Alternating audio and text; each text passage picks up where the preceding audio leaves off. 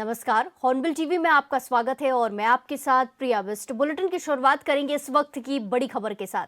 उत्तराखंड में 48 जातियों को एससी में जोड़ने पर हाईकोर्ट सख्त नजर आ रहा है, जहां प्रदेश सरकार को हाईकोर्ट ने नोटिस भेजा है। याचिकाकर्ता ने निर्णय की वैधता पर आपत्ति उठाई थी, जिसके चलते अब हाईकोर्ट सख्त नजर आ रहा है। इसी के साथ हाईकोर्ट ने पूछा है कानूनी प्रक्रिया का पालन हुआ है या नहीं।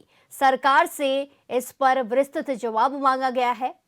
सुप्रीम कोर्ट एससी लिस्ट विस्तार पर राज्य भर में बड़ी चर्चा चल रही है। बड़ी खबर आपको बताई जा रही है, जहां एससी जातियों को लेकर लगातार मांगे उठाई जा रही थी। याचिकाकर्ता ने कोर्ट में इसके लिए याचिका दाखिल की थी, जिस पर अब कोर्ट ने सरकार से जवाब मांगा है। 1 हफ्ते के अंदर जवाब देने को कहा गया है। ऐसे लिस्ट विस्तार पर राज्य भर में चर्चा चल रही है, जिसके चलते हाईकोर्ट भी सख्त नजर आ रहा है। हाईकोर्ट की तरफ से अब सरकार से जवाब मांगा गया है और 1 हफ्ते के अंदर सरकार को जवाब देना है। बड़ी खबर आपको बताई जा रही है, जहां उत्तराखंड में 48 जातियों को एससी में जोड़ने पर हाईकोर्ट सख्त नजर आ रहा है। एससी विस्तार पर राज्य भर में बड़ी चर्चा थी। इस खबर पर ज्यादा जानकारी के साथ सीधे जुड़ेंगे हमारे संवाददाता योगेश आर्य से। योगेश, जिस तरीके से हाईकोर्ट सख्त नजर आ रहा है 48 जातियों को जोड़ने को लेकर एससी में, क्या कुछ इसमें पूरा मामला है और क्या कुछ इसमें आगे देखने को मिल सकता है? देखिए प्रिया, उत्तराखंड हाईकोर्ट ने राज्य सरकार द्वारा 2013-14 में 48 गैर अनुसूचित जातियों को अनुसूचित जातियों में शामिल करने के जो फैसले है उसको चुनौती वाली याचिका पे महत्वपूर्ण कार्रवाई की है, और जिसमें मुख्य न्यायाधीश और न्यायमूर्ति ने जो है राज्य सरकार के संबंधित अधिकारी को नोटिस भेजकर 4 हफ्ते के अंदर जो है जवाब दाखिल करने के निर्देश दिए हैं। यानी कि मामले की अगली जो सुनवाई है वो 6 जनवरी को निर्धारित की गई है, जिसमें इसकी सुनवाई की जाएगी। क्योंकि हरिद्वार की रहने वाली एक महिला ने याचिका लगाकर इस पर जो है याचिका दायर करते हुए कहा था कि उस वक्त जो प्रमुख सचिव समाज कल्याण है उनके द्वारा जो शासन आदेश यानी जीओ जारी किया गया था वो असंवैधानिक है, उसको रद्द किया जाए। उसकी मांग को लेकर अब ये शुरू हुआ है। उसको लेकर के जो है नोटिस भी जारी किए गए हैं और नोटिस जारी करने के अंदर ही 4 हफ्ते पर जो है जवाब मांगा गया है। जी बिल्कुल योगेश, केंद्र और राज्य सरकार दोनों से इसमें जवाब देने को कहा है। ऐसे में इस मामले में पहली बार हाईकोर्ट ने ऐसे जवाब मांगा है, नोटिस जारी किया, या पहले भी इसमें कुछ ऐसी चीजें सामने आ चुकी हैं?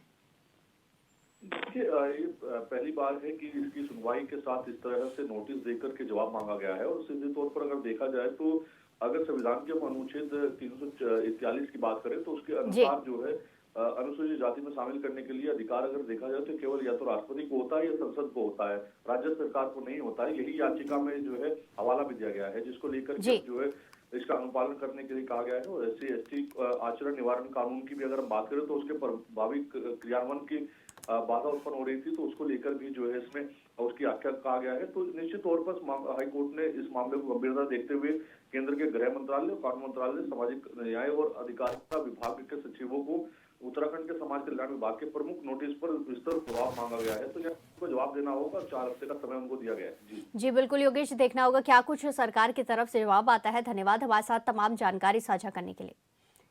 इसी के साथ खबरों में आगे बढ़ते हैं। मुख्यमंत्री पुष्कर सिंह धामी बीते रविवार बागेश्वर के कपकोट पहुंचे, जहां उन्होंने स्थानीय उत्पादों के स्टॉलों का निरीक्षण किया और महिला उद्यमियों से संवाद कर लोकल प्रोडक्ट की जानकारी भी ली।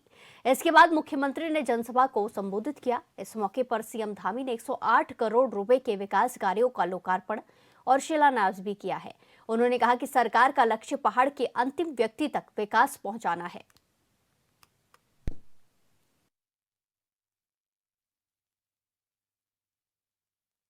तो एक दिन को महत्वपूर्ण मानकर एक राज्य के लिए समर्पित करते आए हैं। हमारी सरकार आदरणीय प्रधानमंत्री नरेंद्र मोदी की प्रेरणा से उनके मार्गदर्शन उत्तराखंड के समेकित विकास को लेकर, सीमांत क्षेत्रों के विकास को लेकर, दूर-दराज पर्वतीय क्षेत्रों के विकास को लेकर निरंतर कार्य करते हैं।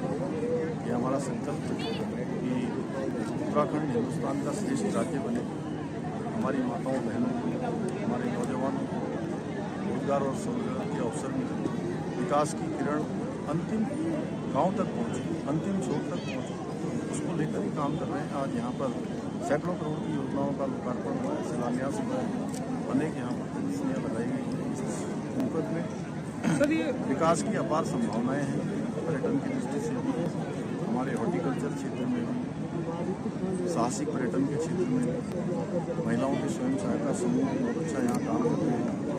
उन सभी को प्रोत्साहित करना हमारा काम है। हमने सभी संगठनों के लोगों से विभिन्न विभिन्न प्रकार के जो समूह चलते हैं उनसे, समाज में अनेक आयामों पर काम करने वाले सभी लोगों से फीडबैक लिया है और अधिकारियों के साथ, जनप्रतिनिधियों के साथ इसकी समीक्षा भी की है और उसका एक रोड मैप बनाकर हम मास्टर प्लान के तहत यहाँ के सभी कामों को आगे बढ़ाएंगे, विकास की परियोजनाओं।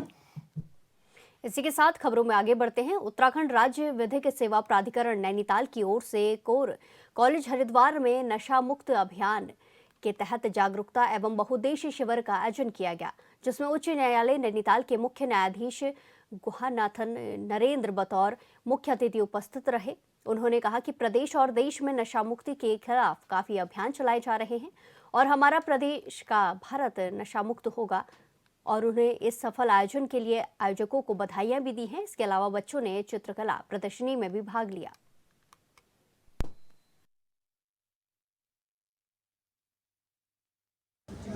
It was a wonderful experience, and the objective was to raise the awareness in the fight against drugs, and the district administration, the police have played a very vital role and they have a great role to play in future also. Thank you. आज जो था ये एक consultative कम multipurpose legal literacy camp था, जिसमें माननीय मुख्य न्यायाधीश हमारे माननीय उच्च न्यायालय द्वारा शिरकत की गई थी और साथ ही साथ जस्टिस सत्यार्थ जी भी थे। यहाँ मेन जो पर्पज़ था वो आज हमारी जो एक डॉन है जिसे drugs awareness and wellness navigation scheme कहते हैं, इस थीम्ड पर आधारित ये मल्टीपर्पज़ कैंप था। यहाँ तमाम जो प्रोग्राम्स भी हुए वो चाहे इसमें हम कहें कि जितने हमारे वक्ता थे उन सभी ने नशे की रोकथाम क्या हमारे राज्य का आंकड़ा है नशीले पदार्थों के वो सब आज यहाँ पर बताया गया है। सारे बच्चों को, युवाओं से, मतलब बच्चों से लेकर मैं कहूँ कि वृद्ध स्तर तक के सभी प्रतिभागी इस कार्यशाला में भी रहे और जो जिसे हम कहते हैं 2 टियर प्रोग्राम जो होता है, बाहर सारी जन संचालित जो हमारी योजनाएं हैं उनके लिए तमाम स्टॉल्स लगाए गए थे। वो प्रशासन, पुलिस और जिला विधिक सेवा प्राधिकरण की तरफ से थे। इसमें एनजीओज भी आए थे और जितने भी बेनिफिशरीज हैं और वो लाभान्वित हुए हैं उनको आज माननीय मुख्य न्यायमूर्ति, माननीय उच्च न्यायालय के अन्य न्यायमूर्तिगण के द्वारा सम्मानित किया। ये नालसा की एक स्कीम है, डॉन स्कीम, जो ड्रग अवेयरनेस स्कीम है 2025 की, उस पर फोकस्ड स्कीम है और माननीय मुख्य न्यायाधीश महोदय का ये निर्देश था कि एनडीपीएस से जो प्रभावित लोग हैं, नारकोटिक ड्रग्स और साइकोट्रॉपिक सब्सटेंस, उनको चिन्हित किया जाए और खासकर स्कूल्स, कॉलेजेज, जो युवा वर्ग है उनको चिन्हित करके उनके संबंध में ऐसा अभियान चलाया जाए जिससे हम उन लोगों को नशे के दुष्प्रभाव से बचा सकें। मुख्य उद्देश्य इस कैंप का यही था। इस कैंप के माध्यम से हमने बहुत सारे गवर्नमेंट स्टॉल्स लगाए और समाज का जो सबसे पिछड़ा तबका है उस तबके के लिए कुछ सरकार की जो योजनाएं हैं वो सारी मुहैया कराने की कोशिश की गई है। ऐसे कैंप हम अक्सर लगाते रहते हैं। इसी के साथ खबरों में आगे बढ़ते हैं। उच्च अधिकारियों के निर्देश के बाद पचवाधूर क्षेत्र में पुलिस ने आज 5 स्थानों पर बड़े स्तर पर चेकिंग अभियान चलाया। आपको बता दें कि विकास नगर, कालसी, चक्राता, सहसपुर और हरबटपुर थाना क्षेत्रों की पुलिस की ओर से चलाए गए इस अभियान का मुख्य उद्देश्य यातायात नियमों का पालन सुनिश्चित करना और क्षेत्र में बढ़ते अपराधों पर अंकुश लगाना रहा। वहीं पुलिस टीम ने मिलकर कुल 47 वाहनों पर कार्रवाई की है, जिनमें से 13 वाहनों को सीज किया गया। पुलिस कार्रवाई के दायरे में साइलेंसर, मॉडिफाइड बाइक, काली फिल्म लगे वाहन और अवैध दस्तावेजों के साथ चल रहे वाहन शामिल रहे।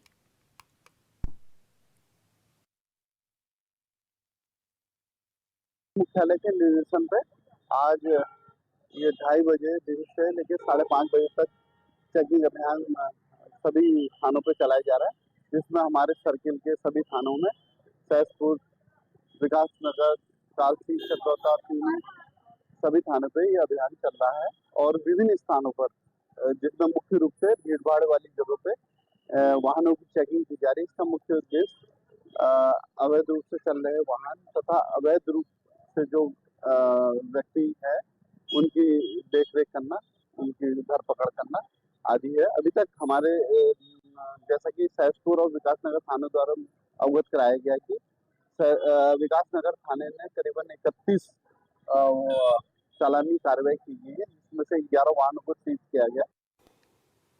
इसी के साथ खबरों में आगे बढ़ते हैं। उत्तराखंड के पूर्व कैबिनेट मंत्री हरक सिंह रावत की ओर से सिख समाज के खिलाफ कथित आपत्तिजनक टिप्पणी किए जाने के बाद विकासनगर में सिख समुदाय का गुस्सा फूट पड़ा।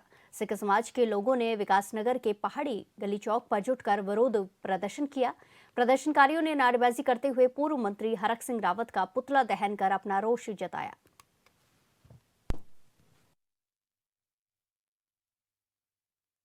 सिखों के बारे में एक अमर्यादित शब्द इस्तेमाल किया गया, उसके खिलाफ सिख समाज में भारी रोष है। उसी के लिए ये सारे सिख आज भाई हमारे यहाँ पे इकट्ठे हुए हैं और हरक सिंह रावत का पुतला जलाया गया है। पहले भी जिस पार्टी से वो संबंध रखते हैं उस पार्टी का सिखों के साथ कोई अच्छा संबंध नहीं रहा। पिछले जो भी कारनामे हुए, जो भी किया गया, तो अब एक आदमी गलती करता है सारी पार्टी का नाम खराब होता है। तो उनको चाहिए जब भी सिख समाज के बारे में, किसी भी के बारे में, हमें सबको ये हक है कि हम सब हिंदुस्तान में रहते हैं, यहाँ पे सभी समान है, समान नागरिक है। तो समान नागरिकता के आधार पर किसी के भी जाति के बारे में, किसी के धर्म के बारे में, और खास करके जो शब्द इस्तेमाल किया गया मैं उसके बारे में बता दूं। 12 बजे जब कहा जाता है ना सिखों के 12 बज गए, तो मैं आपके चैनल के माध्यम से भी ये बात बताना चाहता हूँ कि 12 बजे की जो हिस्ट्री थी ना, 12 बजे का मतलब था आधी रात, मिडनाइट, मध्य रात्रि। आधी रात उस टाइम लोग जो थे जल्दी सोते थे, आधी रात को लोग बिल्कुल बेसुध हो जाते थे। तो मुगल जो दुष्ट थे, मुगल थे, जालिम थे, वो हिंदुओं की बहू बेटियों को उठा के ले जाते थे। तो उनके कब्जे से हिंदुओं की बहू बेटियों को छुड़ाने के लिए सिख रात को 12 बजे का टाइम फिक्स रखते थे। तो कहा जाता है सिखों के 12 बजे। 12 बजे का मतलब है दुष्टों से वो बहू बेटियों को छुड़ा। हरिद्वार में शौर्य दिवस के मौके पर निकाली जा रही बजरंग दल की शोभा यात्रा पर ज्वालापुर क्षेत्र में अचानक पथराव होने से माहौल तनावपूर्ण हो गया। बताया गया कि यात्रा जैसे ही ज्वालापुर दुर्गा चौक के पास पहुंची, तभी असामाजिक तत्वों ने शोभा यात्रा को निशाना बनाया और पत्थर फेंके।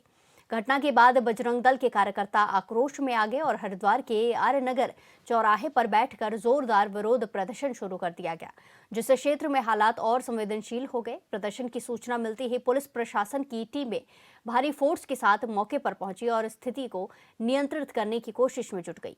वहीं एसपी सिटी अभय प्रताप सिंह ने बताया कि मामले में अज्ञात लोगों के खिलाफ मुकदमा दर्ज किया जा रहा है और वीडियो फुटेज के आधार पर पहचान कर आरोपियों पर कड़ी कानूनी कार्रवाई की जाएगी।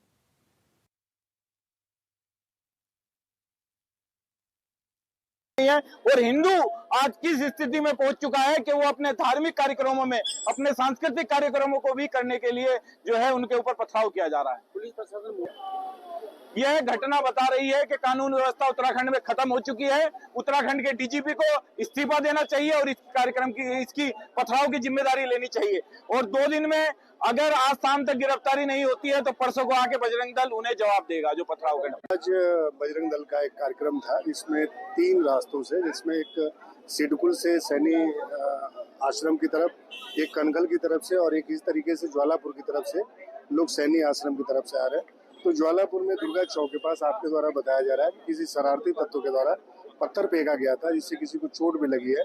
तो अभी उसी के संबंध में हमारे द्वारा एप्लीकेशन दिया गया, उसमें हम मुकदमा पंजीकृत कर रहे हैं और निश्चित रूप से उसको आइडेंटिफाई करेंगे। जिस किसी भी व्यक्ति ने व्यवस्था बिगाड़ने का प्रयास किया, सामाजिक सौहार्द बिगाड़ने का प्रयास किया और इस तरीके से पत्थर मारा है, उसको आइडेंटिफाई करेंगे और निश्चित रूप से उसको गिरफ्तार करके सख्त कार्रवाई करेंगे। देखिए, चूंकि जो यात्रा मार्ग था, यात्रा मार्ग पे पुलिस की टीमें भी थी, लेकिन मैं फिर कह रहा हूँ कि कोई शरारती तत्व जिसके द्वारा कि दूर से कहीं से कोई पत्थर फेंका गया है और जो कि यात्रा मार्ग में आके गिरा है, तो जो भी होगा उसमें हमारी टीमें लगी हुई हैं और उसको आइडेंटिफाई करके हमारे। नैनीताल नगर पालिका की बोर्ड बैठक पहली बार शहर से बाहर पंगुट बगड़ क्षेत्र में हुई। दरअसल सभासदों और पालिका अध्यक्ष के बीच चले मतभेद दूर करने के उद्देश्य से ये बैठक दूरस्थ स्थान पर रखी गई। अधिशासी अधिकारी रोहिताश शर्मा ने बताया कि सभासदों के अनुरोध और पालिका अधिनियम के तहत अध्यक्ष की अनुमति से शहर से बाहर बैठक वैध है और पूरा खर्च सभासदों ने वहन किया है।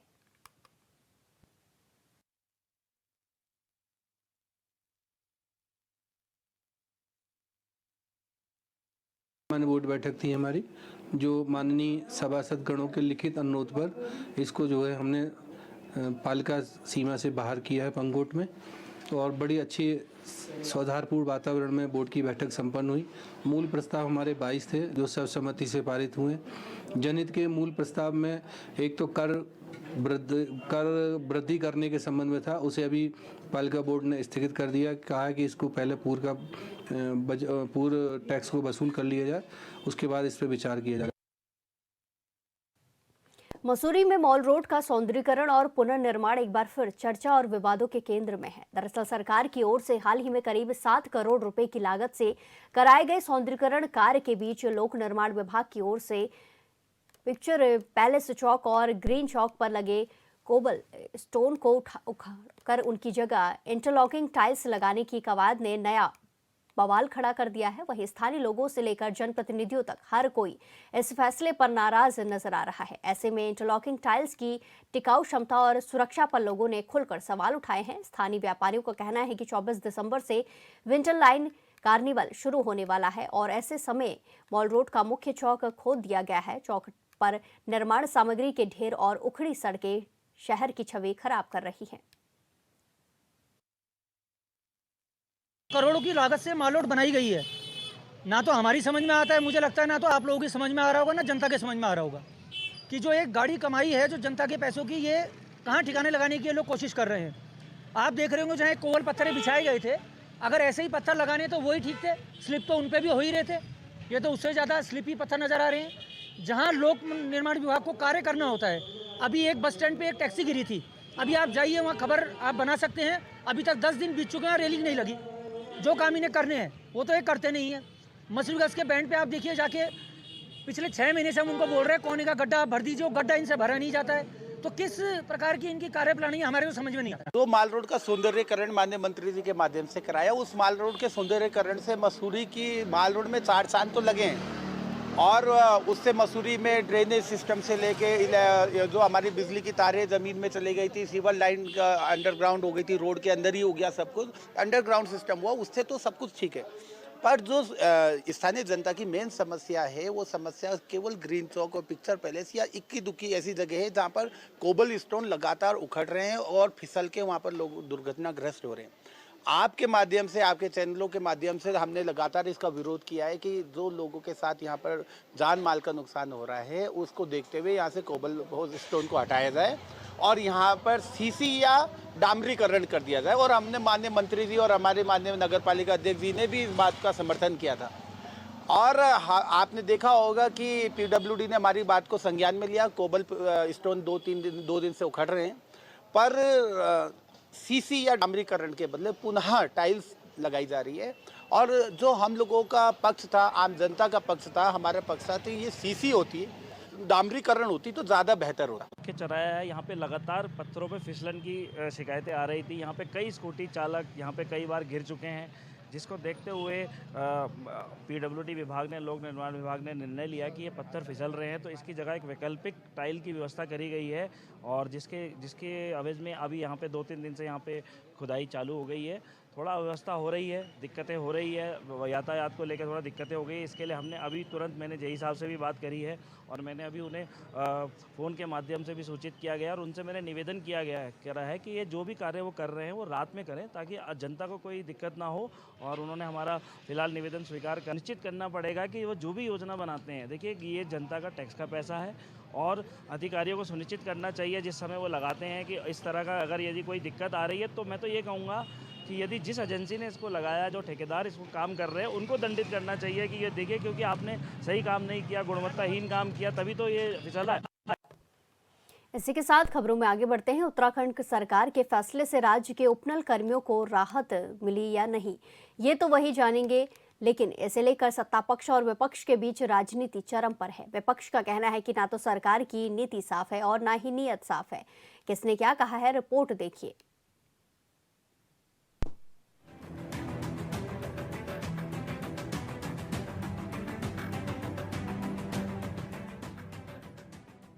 उत्तराखंड में दैनिक वेतन, कार्य प्रभारित, संविदा, नियत वेतन, अंशकालिक और तदर्थ रूप में नियुक्त कर्मचारियों की मुराद पूरी हो गई है। शासन ने इसके लिए विनियमितीकरण संशोधन नियमावली 2025 की अधिसूचना जारी कर दी है। इसके तहत निरंतर 10 साल सेवा वाले कार्मिक नियमित होंगे। पार्टी के नेता इसे कर्मचारियों को हित का फैसला बता रहे हैं, तो विपक्ष इसको लेकर सवाल उठा रहा है। सरकार ने अपना किया हुआ वायदा निभाया और माननीय मुख्यमंत्री जी ने संविदा कर्मियों के नियमितीकरण की जो एक मांग थी उसे पूरा करा। ये तो मात्र एक शुरुआत है। प्रदेश की भारतीय जनता पार्टी की सरकार और उत्तराखंड के युवा मुख्यमंत्री निरंतर संविदा कर्मियों के, कर्मचारियों के, छात्रों के, महिलाओं के, बुजुर्गों के और समस्त उत्तराखंड वासियों, चाहे वो हमारे आम उत्तराखंड वासी हों या हमारे प्रदेश के कर्मी हों, सभी के लिए कुछ ना कुछ योजनाएं निरंतर ला रहे हैं और वो लाभ दे रहे हैं जिसके वो हकदार हैं। तो सरकार जनता द्वारा चुनी हुई है, जनता की सरकार है और जनता के लिए कृत संकल्पित है और माननीय मुख्यमंत्री जी अपने दायित्वों का निर्वहन ईमानदारी से उत्तराखंड वासियों के, कर्मियों के हित में और जनता के हित में निरंतर करते आ रहे हैं। इधर कांग्रेस के पूर्व प्रदेश अध्यक्ष और CWC सदस्य करण महारा ने कहा कि राज्य सरकार पर डिवाइड एंड रूल की नीति अपनाने का आरोप लगाया गया है। उनका कहना है कि भाजपा अंग्रेजों की मुखबरी वाली शैली अपनाकर कर्मचारियों को बांटने का काम कर रही है। कांग्रेस नेता ने तर्क दिया कि किसी भी उपनल कर्मचारी ने यदि 10 वर्ष की सेवा पूरी कर ली है तो उसे स्वाभाविक रूप से नियमितीकरण का अवसर मिलना चाहिए। देखिए, ये तो डिवाइड एंड रूल की पॉलिसी पे बीजेपी काम करे। अंग्रेजों के मुखबिर हैं तो उन्हीं की तरह करेंगे काम। मेरा ये मानना 10 साल की मियाद है ना, कि 10 साल जिसकी सर्विस हो गई उपनल कर्मचारी के रूप में, उसको नियमित होना चाहिए कानून के तहत। और अगर किसी ने 14 में ज्वाइन किया और 25 लगने तक उसको 10 साल हो गए तो वो नियमित क्यों ना हो। करण महारा ने उदाहरण देते हुए कहा कि जिसने साल 2014 में ज्वाइन किया था उसने 2024 तक नियमित हो जाना चाहिए था, लेकिन सरकार कट ऑफ डेट बदलकर 2018 कर रही है, जिससे कई कर्मचारियों के 10 साल पूरे होने के बावजूद वे नियमितीकरण से वंचित हो जाएंगे। नेता ने सवाल उठाया कि जो कर्मचारी 2025 में 11-12 साल की सेवा पूरी कर रहे हैं उनकी क्या गलती है। सरकार स्पष्ट नीति बनाकर सभी के साथ समान न्याय करे। 10 साल की बाध्यता करते तो समझ में आता, सब लोग इस बात को सहमत भी होते कि हाँ 10 साल इन्होंने उपनल कर्मचारी के रूप में काम किया है और इनको मौका मिलना चाहिए। लेकिन ये क्या है कि कट ऑफ डेट 18 कर दी, जिसको 25 में, अभी 25वां चल रहा है, जिसको 25 में 10 साल हो गए, जिसको 24 में 10 साल हो गए, जिसको 19 में 10 साल हो गए, जिसको 20 में 10 साल हो गए, उनकी क्या गलती है। 10 साल उन्होंने राज्य की सेवा कर ली ना, तो उनको सबको नियमित होना चाहिए, मेरा ऐसा मानना है। प्रदेश में नियमितीकरण की लड़ाई लंबे समय से चल रही है। पहले साल 2013 की नियमावली आई, इसके बाद 2018 की नियमावली आई थी, लेकिन कर्मचारियों का इंतजार जारी था।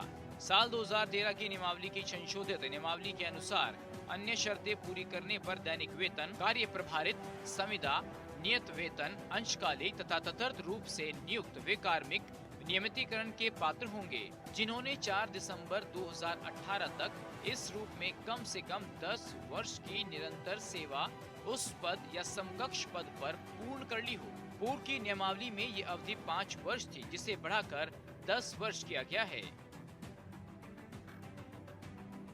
Bureau report, Hornbill TV.